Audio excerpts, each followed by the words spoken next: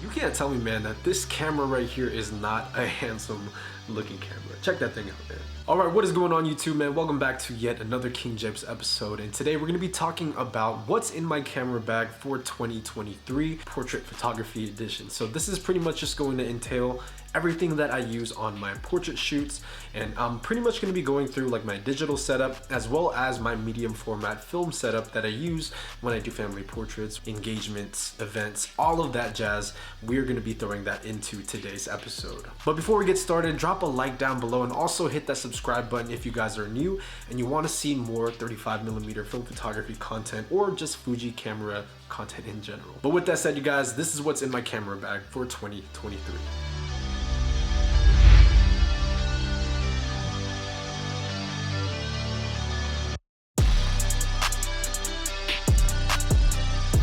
Okay, how do you even film a what's in my camera bag video anymore? I don't know, I only do this once a year. But anyways, you guys, my setup has definitely evolved over the years. It went from being a single camera setup to kind of having a dual camera setup. But the one thing that hasn't changed in the last 4 years is the camera bag that I use.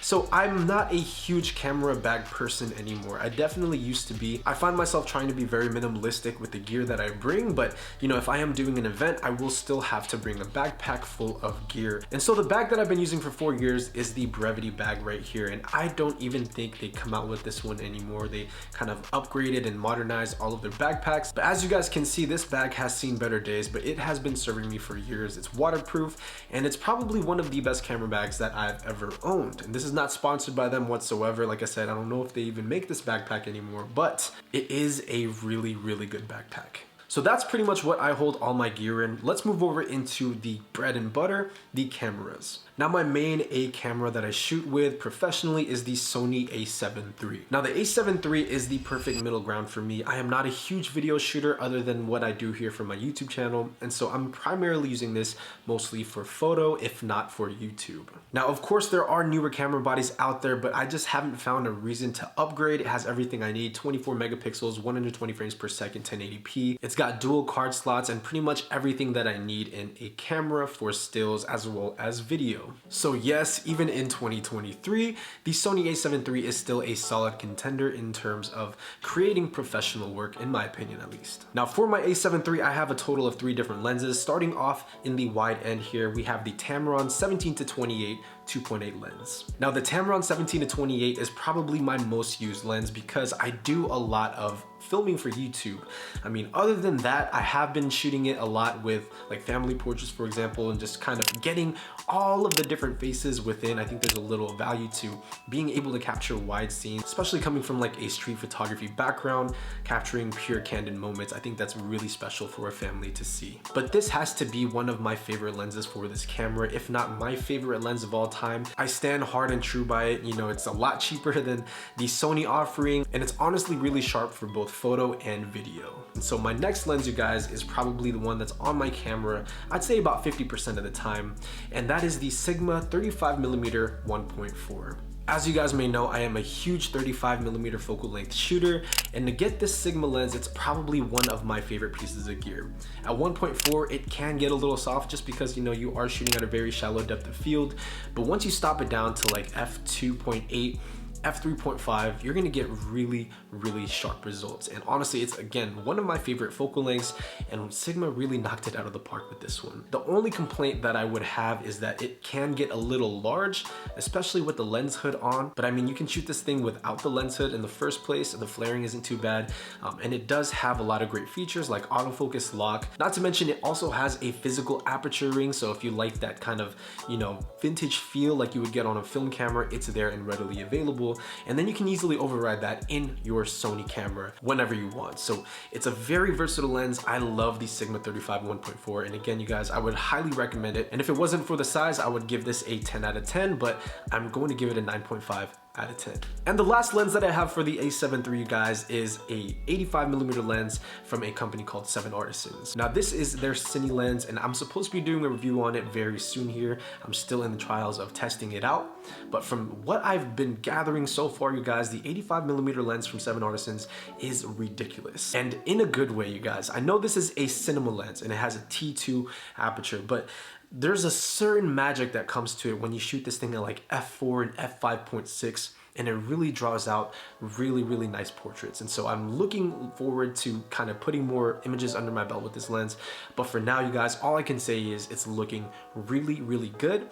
And combined, you know, in 35 and 85 millimeter focal length, I'm pretty much covered in all situations, especially since I have the 17 to 28 on the wide end. Moving over into my B camera, which I use simultaneously when I am doing things like event photography, and that, folks, is my favorite Fuji camera of all time, the Fujifilm X Pro 2. So my X Pro 2 obviously is an older camera, but it has all of the features that I need it to have in terms of a still camera. So first things first, it has dual card slots. That is something extremely important to me because I have had card slots fail in the past. It's very lightweight. You know, with the Sony setup, it can get pretty heavy.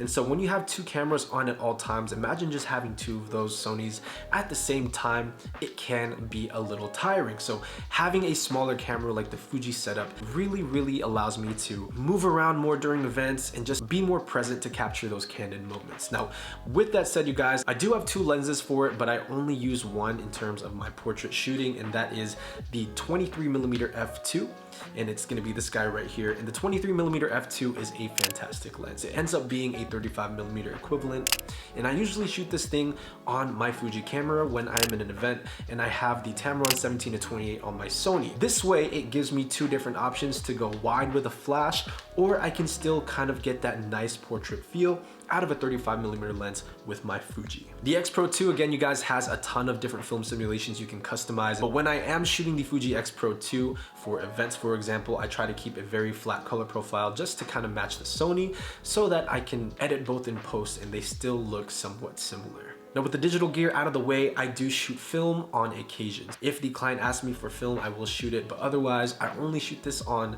the side, you know, if I know I'm gonna have some extra time. Now, the camera that I shoot is a medium format camera, and it is the Pentax 6.7. Now, the Pentax 6.7 has been with me for years now, and it honestly produces some of the best images out of any film camera that I've ever seen. And it has to do mostly with the lenses that I use. So the main lens that I use for this setup is the 105 2.4 Super Takumar lens from Pentax, and it's amazing. It is the dream lens. I cannot rave more about this. With that said, I do have a 55mm f4 to kind of get more establishing shots, just to get a little bit more wide, and I think the equivalence is like a 55 on medium format ends up being like a 28mm, and then the 105 ends up being roughly a 55mm lens. I will be very happy to shoot film on any shoot with just those two lenses. I don't need anything else. Now, the next piece of gear that I'm going to be talking about, you guys, is one that I recently just picked up, and it's this tan dual camera strap from a company called Koiro. None of this, again, is sponsored, but I will say, you guys, this has been one of my most favorite pieces of gear lately.